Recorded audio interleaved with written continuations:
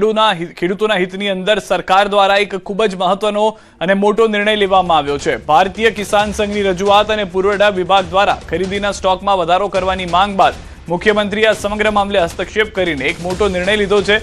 અગાઉ ભારત સરકાર દ્વારા ટેકાના ભાવે ખરીદીમાં કાપ મૂકવામાં આવ્યો હતો અને બાજરી, જુવાર તેમજ મકાઈ મુદ્દે સરકાર સાથે બેઠક યોજાઈ હતી, જેમાં અત્યાર સુધી એક ખેડૂત પાસેથી માત્ર 100 મણ ખરીદી ચાલતી હતી, પરંતુ હવે મુખ્યમંત્રીની સૂચના બાદ સરકારે આ ખરીદીમાં સીધો 75 મણનો વધારો કરવાનો નિર્ણય લીધો છે।